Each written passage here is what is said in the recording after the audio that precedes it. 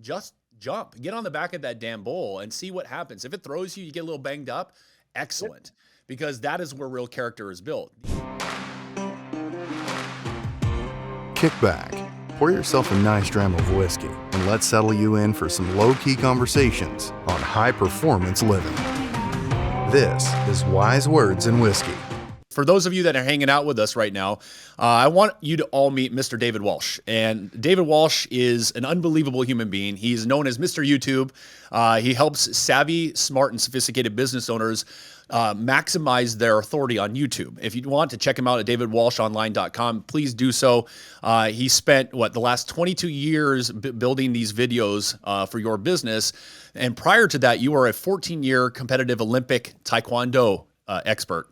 That's the beautiful thing about David. But I'm bringing David Walsh on to this show today to share with us and have a conversation around his first and only life-altering experience with rodeo. It's going to be a good conversation. Yeah, indeed.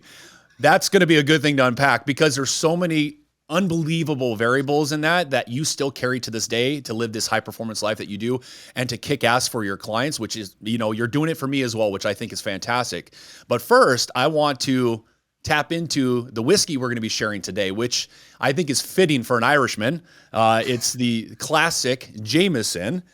I want to make this known to you all right now. We've got our bottle of Jameson here. It's the triple distilled, old school way, simple, smooth, and sophisticated. So we can go ahead and pop this open together. And if you're hanging out with us, go ahead and pour yourself a nice dram as David and I prepare our little sip.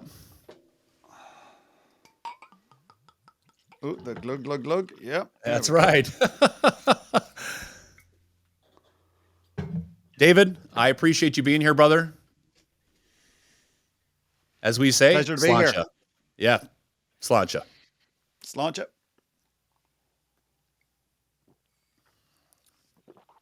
Thank you for forcing me to drink this today with everyone because I have not had Jameson in a very long time. And you know all too well, my family being from Scotland, I've been hooked on my single malt scotch. So yes, indeedy. I got to tell you, I love, since late 1700s, Jameson has been 1780. Yeah, 1780 been made on the bottle. Yep.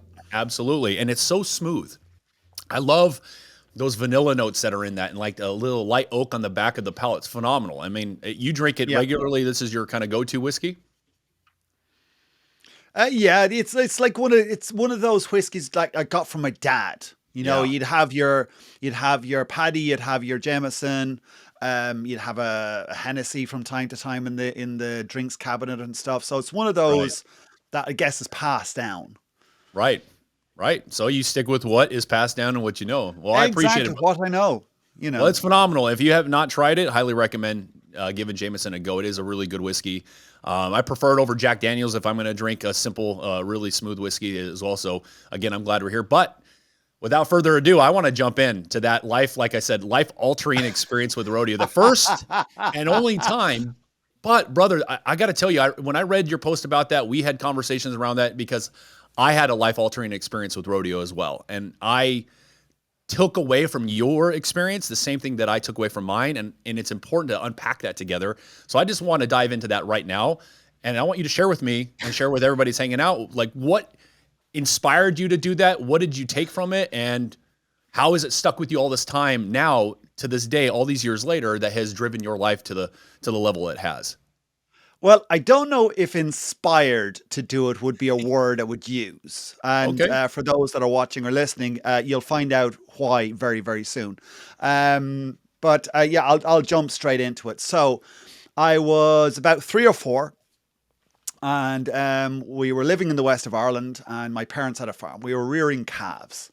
So one lovely summer's afternoon, me and my little sister, who's 13 months younger than me, we were wandering in the field at the back of the house and the cows were there. They were just lying in the sun, relaxing away. And we had this one red calf with a white face.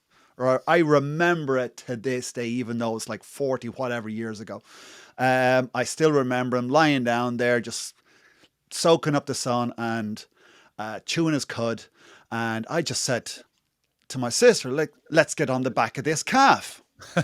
So without Yeah, nice. hesitation, she went, okay. So we jump on the back of this calf as it's lying down, and within like a split second, we were like in the air, just catapulted off Mm, this thing like we were shot out of a cannon. And the next, like, I don't even remember this bit. All I remember is making the decision. And the next thing is that I'm on the ground and yeah. I've got a lip out to here. I've got an ear out to here, you know, and she's landed somewhere as well. She's bawling her eyes out. I'm laughing my head off Mm, for no reason why. I don't know why, but I'm just laughing my head off. And we sort of struggle our way back to the house, to the house. And what we find out is that my brother and my mother are watching from the back window, look at this whole episode unfold. so you They had an couldn't audience believe already their in eyes. unknown. Yeah. Yeah. It's like you've got a 4-year-old and a 3-year-old Yeah. deciding to do rodeo, and all of a sudden they're just like mile up in the air and they're just catapulted Wow. off of it. So my brother's literally on the ground laughing. He's like, it was the funniest thing he'd ever seen. And my mum comes out and she's just splitting her sides laughing. And I'm laughing too, but my sister's going, Right. So Right. yes, 4-year-old, that was my one and only experience of rodeo. And I love it because your response to that experience is what let's shred that open more because Yes. not necessarily, it wasn't even the laughter. It wasn't the let's just do it to do it. There's a part of you inside that I feel got ignited when you had that experience. Yes. You didn't even remember the decision to do it or even the ride itself. You just remember landing somewhere. And I remember specifically the same thing with my first ride on a bull is I got thrown to the ground. He slipped on the mud, landed on me, and it Yeah. changed me forever. But what it did is it ignited something that was already dormant that was in there at a very Yeah. young age. Let's rip that apart because there's so much value in that and why you were able to laugh at that experience despite being hurt and utilize that to drive your life in the direction you took it. Absolutely. Yeah. So like that when I wrote that post, it made me realize it's like, who this thing is like, what was that thing that made me do this? And it's with me today in this, and it's something like I've done something for you in the past week, and it's that exact same thing that has allowed me to do that. And that's just make a decision and do it. Just without thinking, without fucking around. It's just like, okay, let's do this. Go. And that's what happened. It's like, oh, let's jump on the back of this calf. Okay, done. It's done. That's Now, the part of you. Yeah, that's the part of you I'm talking about, brother, is you have no thought process around what might be coming, what outcome is going to occur. yeah, The decision felt right for you inside to do it anyway, despite, and this is yes, the thing I talk about constantly is it's better to actually not know what's coming so you can get the most out of your own power, your potential, etc., and let the experience bring to you whatever the results are and then build from there. So that's what I'm taking from that. I want to take a moment and share that those wise words you just talked about was having an idea and just doing it yeah, anyway, despite what might happen from that idea. yes, indeedy. Yeah, absolutely. And it's like just committing to what you decide. Right. And like a lot of people will make a decision. They'll half make a decision, but there's still one foot in doing it and one foot out not doing Right. it. There's hesitation. They might want to talk to an expert or somebody more experienced or whatever. And as you said, it's like it's in the unknown is where magic happens. Just going and doing it and figuring it out on the way. Like if it's a big thing, like, and there's multiple pieces, it's like just go and do it and figure stuff out as you do it. Or if Right. it's just one thing, simple thing, just do it. Right. Like in like for most things, if it's asking somebody a question or whatever, the worst they can do is say no. You know, so I don't do it 100% of the time, but 95% or 96% of the time I do it. There are some times where I do overthink it, which I guess all of us would anyway. Well, I think that's But normal. Human it is. reactions in certain It's a normal situations. human trait. Well, what's really Exactly. great, David, is like you just said it again, and I'm emphasizing this for those that are hanging out and listening. It's all about embracing the fear of the unknown and realizing in that moment, if it's presenting itself, just jump, get on the back of that damn bull and see what happens. If it throws you, you get a little banged up. Excellent. because that is where real character is built. These are really Yep. wise words to take. Is that's where real character is built. That's where real power and potential it can be unleashed. That is where a lot of the magic happens when we are stepping towards things we say we want to do or achieve in our lives. And it's significant. And I shared with you many times in my rodeo experience, I fell in love with that. I got stepped on at that first ride, it locked eyes with me, and it startled me within. And I felt a new version of myself igniting. And I wanted to consistently chase that feeling because I started to become and feel better about myself as a man. And I wanted to know, what else am I capable of? Let me do this again. That challenge feels right. It doesn't matter if you get hurt, broken, slammed around, beat up. That's the part of life that actually where we can become even more optimal in what we do. And I love that you shared that. So delve even deeper, because you clearly found that was the magic sauce for your life, because you ended up going down this route of becoming this Olympic taekwondo, guy. And you started to realize, what else could I do to better other people's lives, to create more optimal experiences for people, utilizing the tools that are available to us. You just did it anyway. Even the last week at your event, you were just doing it anyway. You didn't care what the reactions were. You got in the back of those damn bulls and look at the results. Can you elaborate a little more on that, please? Yeah, well, if we unpack like so much stuff there, it's like if I go back to my taekwondo career, like my goal in life was to be European, world, and Olympic champion.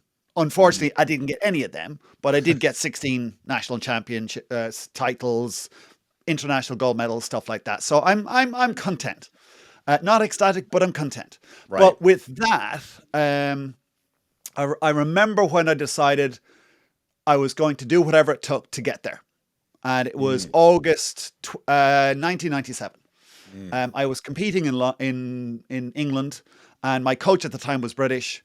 And so at the championships, I decided, well, if I move to the UK, then I'm going to be able to train with him as much as possible. Because what was happening was I was traveling over once a month for a long weekend, doing all this training, going back, forgetting everything, then traveling over the next month and repeating that whole process. So it was just a treadmill that wasn't going anywhere. So I said, I'm going to move to the UK. I can train multiple times a week. I can train every week. And then if I'm flying out, because it was normally flying from Dublin to London, London, wherever. So, but I can bypass that first leg and I don't have to pay as much.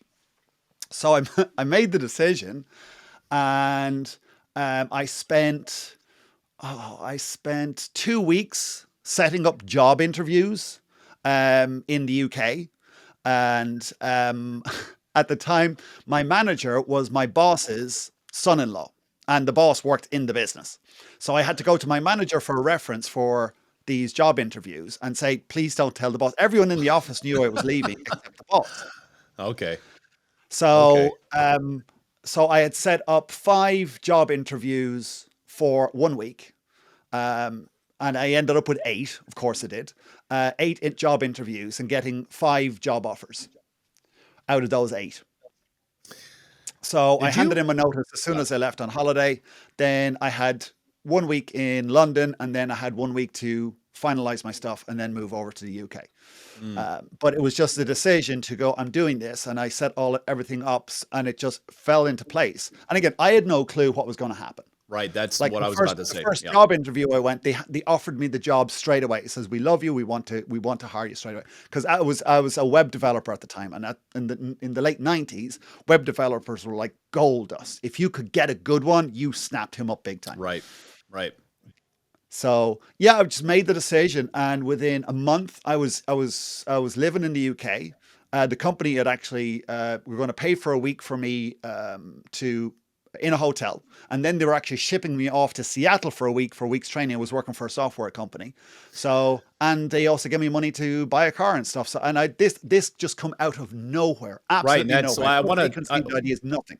I want to stop there quickly, because that is a very important point for people that are listening. Take a sip of your whiskey, whatever you're drinking, and hold on to this for a moment, because everything you just talked about relates back to your first experience with that rodeo, that bull that threw you and wrecked you. Yep. For all intents and purposes, at 4 years old, to be kind of slammed into your face that way. But what it did was it set a precedent for who you are and how you show up to life's challenges and experiences.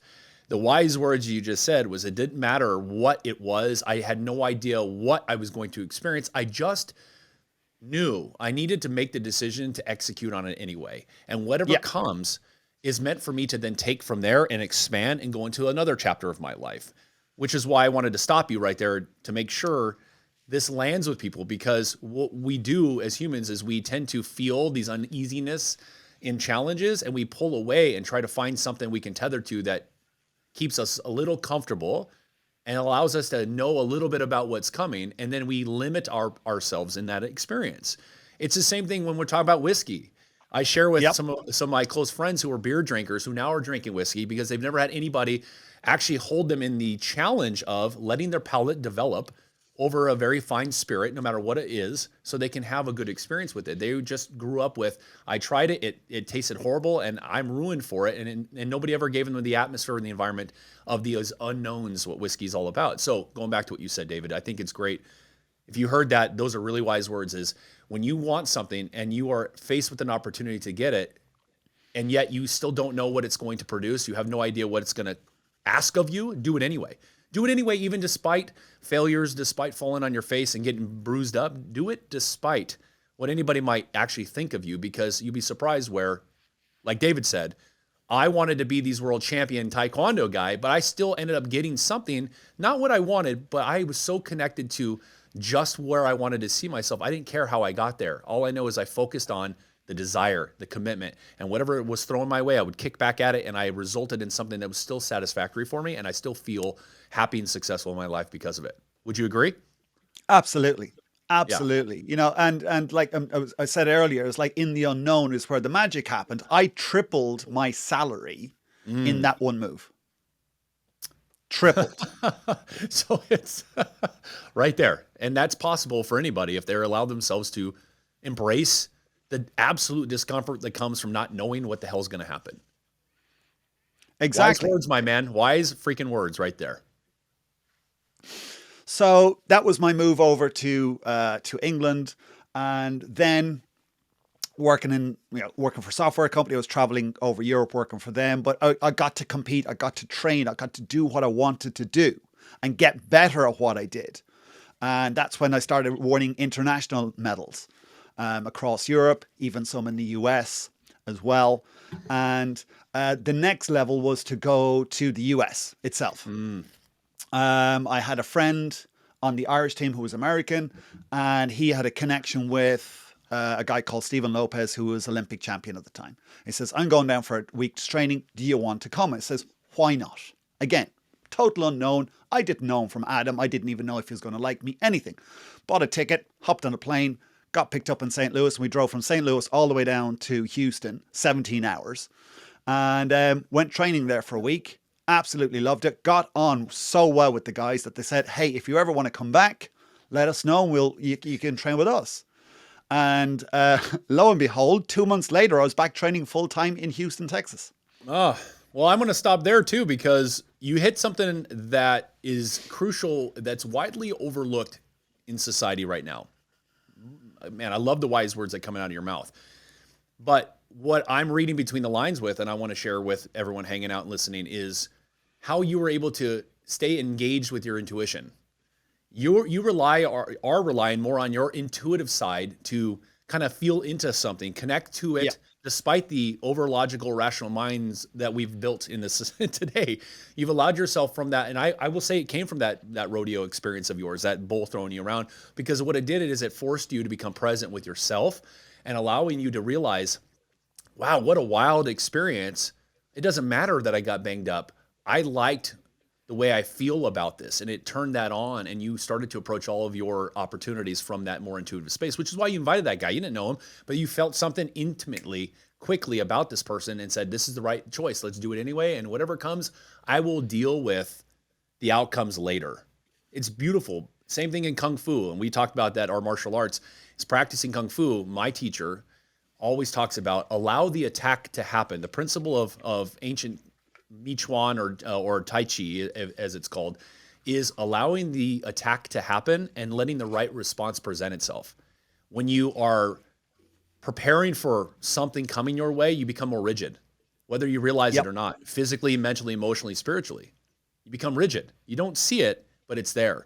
Until you allow yourself to let whatever comes at you come at you, and allow yourself to integrate into that intuition, feel into the experience to decide which response is ideal for that experience, you're always going to have the same typical stressed out like reaction to a challenge, to someone pushing you, to someone that you may not quote feel comfortable around, and you're never going to get to where you got, which is experiencing all of these, the triple in your salary, having these championships and working with amazing people, and getting to the place where you've taken this as your principle for what you do in life every single day moving forward.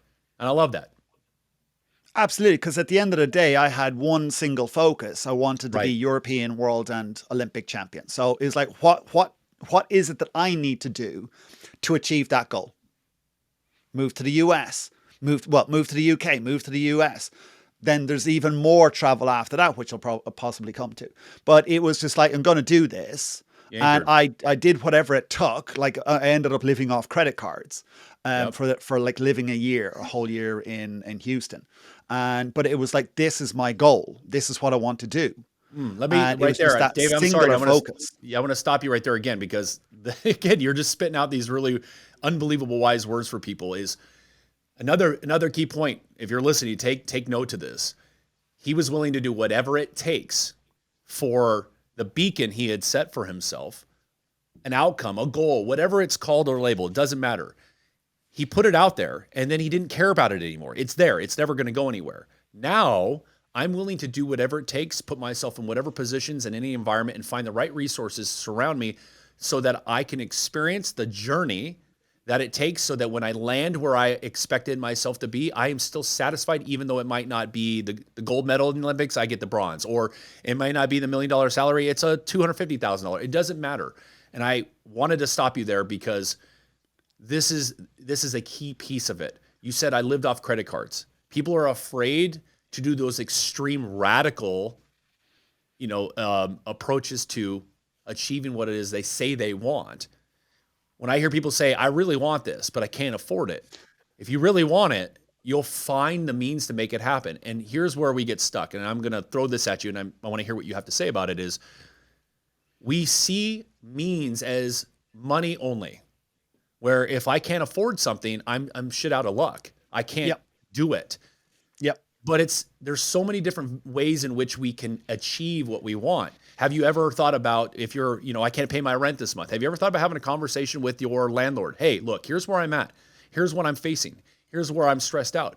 Is there anything I can do to honor this month for you? I had a client who said his son did that, and he had the conversation with him after we got done doing our work together, and his son went to the landlord, and the landlord goes, well, I've always wanted to renovate XYZ, so how about this? Because I'm going to be doing renovations around your apartment. You get this month for free. But he would have never known that if he had not just opened his mouth and had a conversation. Instead of crumbling under the pressure of not having enough money and saying, I can't do it, found a way to face the discomfort of not having that money and just stepping towards that unknown and having a conversation. And look what happened. That landlord was like, I got you. And it ended up being 2 months worth of renovations, and he got to save some money, and then he was able to get back on track. So it's that right there, right, brother? That's the key. Is if, dude, this sucks. I hate the way this feels. Yeah. But let me pay attention to the environment I'm in and why it's even showing up right now for me. Yeah. That's like getting thrown off a bull. We both got thrown off wild animals and got hurt. And we realized, this is where the magic lies. Let me keep going after these moments, because if I keep myself comfortable in like somebody who's telling me what's going to happen or how it's going to go down or what it's going to look like, I'll never really know what I'm fully capable of. I'll never know what it's like to tap into all of my power and potential and experience results like David Walsh here. Absolutely. And like with that story, like with your client's son, he was willing to be vulnerable and go, hey, this is happening right now. What can we do to sort it out? Right. He was open and honest and say, look, this is my situation. And that's where I think like a lot of people are afraid to go. And that's the real scary unknown, is like, hey, shit's happening right now. I don't feel great about it, but what can we do? Right. And the Stoics talk about it's all a perceived anxiety. So when it ends up happening, it's actually a perception we carry inside when we don't have our capacity opened up to embrace those moments that are highly stressful and very scary to us. but we're not being chased by wild animals. We're not falling off cliffs. So we don't have to worry really about these threats to who we are and our Yeah. sanctity. And if you could just allow yourself to bypass a little of the ego and say, you know what, I may not be able to afford this financially, but I have other capital I can use. I could open my mouth. I grew up with my grandparents saying closed mouths don't get fed. So it was one of those things where you open your mouth, and I had to learn really how to just open my mouth to get to where I wanted to go, because it doesn't matter. No just means next opportunity. And at the end of Yes. the day, it's not an attack on you. It's just, that's not the right place. Go to the next one, keep going, and experience that when you can embrace real discomfort, not this concept of discomfort that everybody talks about, but real discomfort, really outside your comfort zone, right? It's unbelievable how you become managed with it. You become one with it. It becomes this thing you know how to yield with every single day. So everything you do, you're always creating unbelievable results. And that's why I'm glad you're here, because you have done that for your entire life, for a long time, 4.5+ decades. You've taken that principle and it has blossomed into this dynamic nature of who you are. So no matter where you go, I love the pictures you sent me, by the way, where the laughing and the expressions. That's a man who has basically welcomed in unknowns as part of his power, as part of his success. Yeah. Yeah. Yeah, and like again, like I'm thinking of your client's son. Like if he had construction skills, he could have turned a negative into a positive and says, "Oh, I'm looking to do renovations." Well, I could do the renovations for you. So not only would he get his rent for free, he'd also get money on top if he had those skills to do that work and get paid too. So he's a computer programmer. He's an engineer, so he wasn't really a construction guy. But it's at the end of the day. But I'm just saying, if he had those skills, Absolutely. he could have even accelerated his negative situation. Absolutely. So wise words again. If you're listening, consider your experiences where you're at in your life. If you have those moments financially, as a business owner, as an entrepreneur, as a corporate slave, if you will, whatever you're doing out in the world, and I mean that lovingly, you have the opportunities to have conversations. Step up and just speak it. It doesn't matter if they reject it. They might actually consider you, wait a minute, that person had the gall or audacity to step up and say, here's where I'm at, here's what I need, here's where I'm slacking. They might come back to you later and offer you something. You can't change your reality or your situation hoping that something shows up at the timing that you need it to do it for you. You have to create movement in that energy. You have to say things. Words are all about saying stuff, moving stuff. If you don't have the money, so what? Offer something else. Speak up.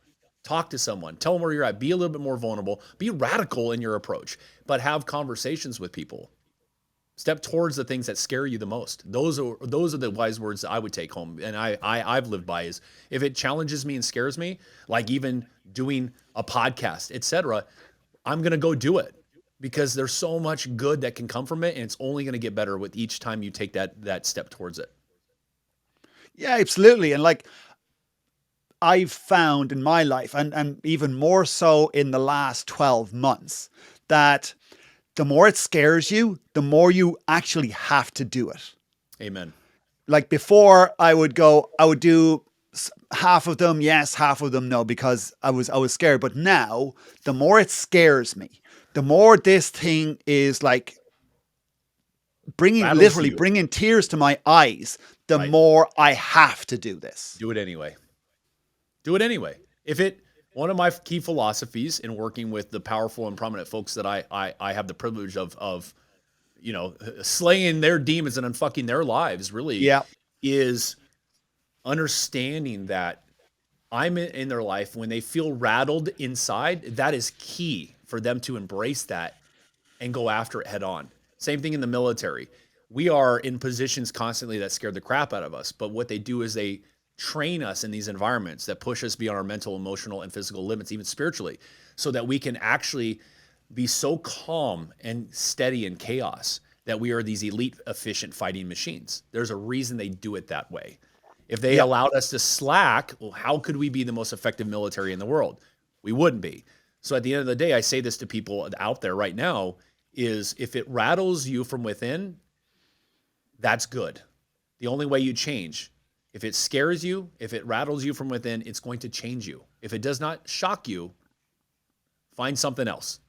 If you have a coach or a consultant, a client, whatever, if you're not being challenged that to the degree that you just said, David, that really scares the crap out of you, and you're not willing to realize the environment you're in that is causing that fear, that anxiety, whatever might be coming up, you're never really going to actually achieve whatever your goals are set for you. It's really important to do that. So thank you for sharing that. It was huge. Yeah, absolutely. And like a lesson I've learned again in the last 12 months is the thing that scares you the most, that you're most afraid of doing, and that thing that you think you're least able to do, that's the one thing that you have to do. Yes. That's the that one for thing, me. yeah. Like I realized that after a life experience 12 months ago, and I've literally run away from this particular thing. I have literally run away. I never believed that I could do this, or never believed that I was that type of person. But this last 12 months have taught me this is fucking who I am. This is who I'm supposed to be. And this is who I'm to step up and bring to the world. Yes. And you know what? I feel that. And that's why you're here.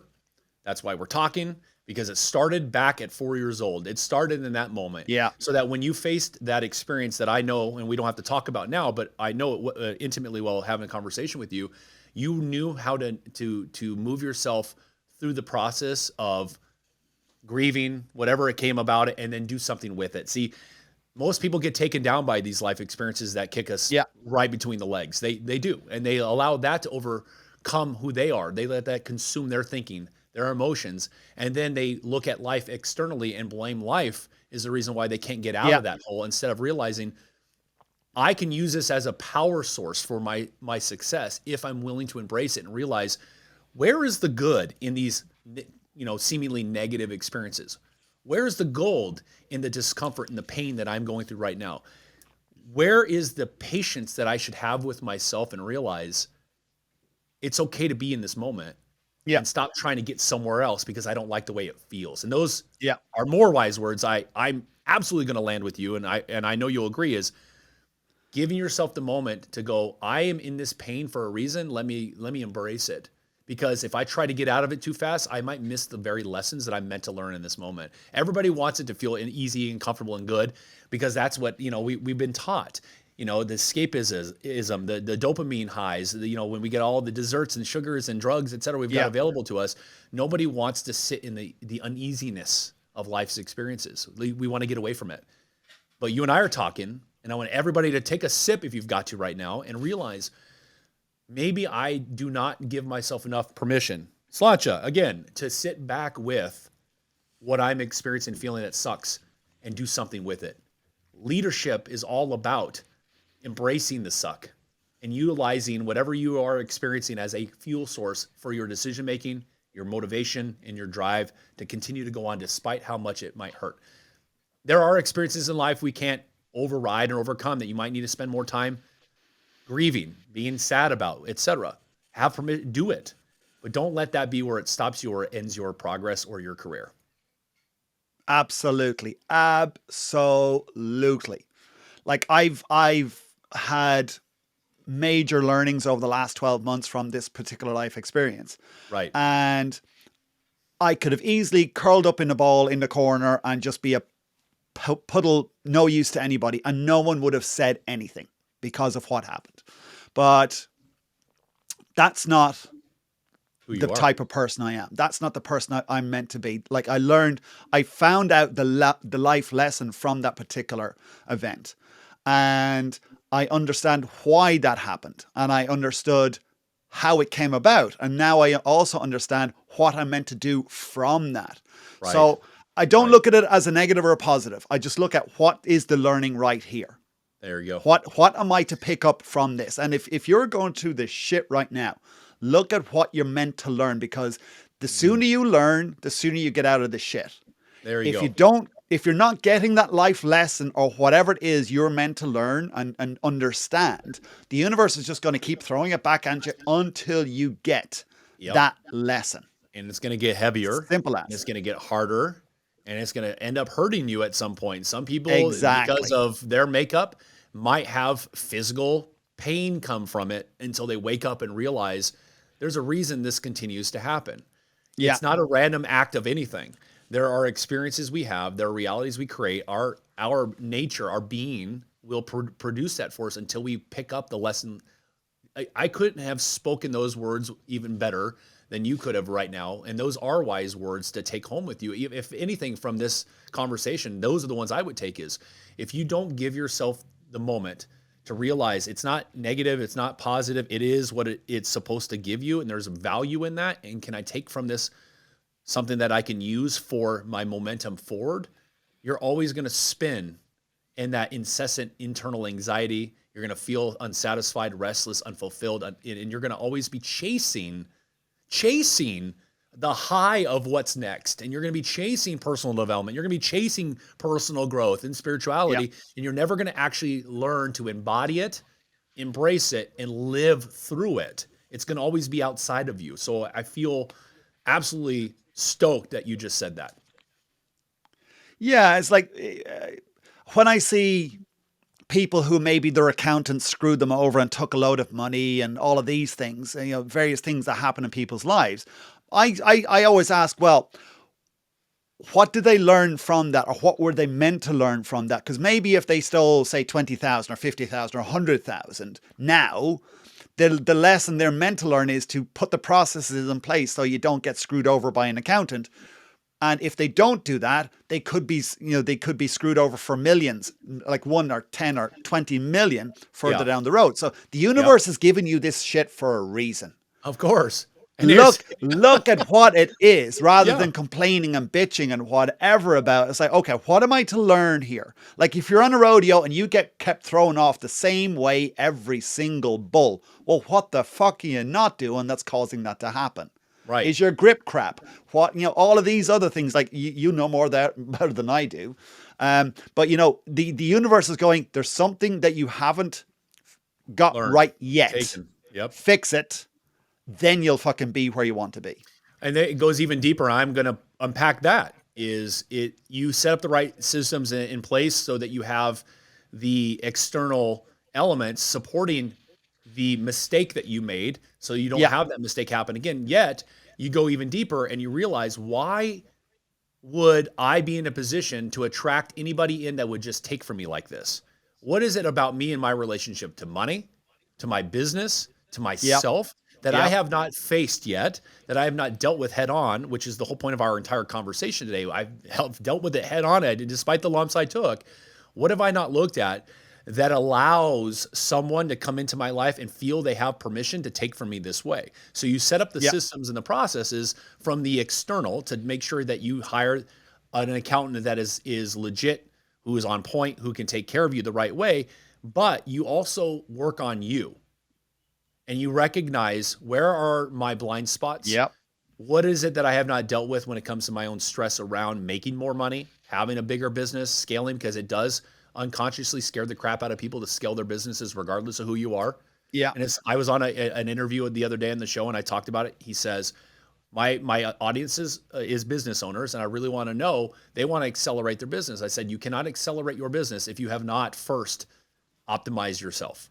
Yes. Trying to solve problems in your business without first addressing you, who is the business at the end of the day. You are the driving force that built that thing. That is your baby. That is your creation. If you are operating at 50% of your power and potential, and you're dragging around stresses, and you're dragging around, discomforts, and you're dragging around an attitude of, I don't want to deal with anything that doesn't feel right, your business is going to suffer as a byproduct. Now, there are people that are just aligned that can make a ton of money. We see it all the time, but look at their lives. Yep. So that's a key element right there. And, I know, man, I think the time has gone by so fast, David. We're getting close to the end of our conversation time, but what a great way to end this conversation for now is on the fact that you've got to be willing to look in the areas that scare you the most. And I wanted to hear your wise words you want to leave people with right now in this moment, because we can touch on, do it anyway when it scares you. Don't worry about what it looks like or how it's supposed to show up. Anything else you want to share?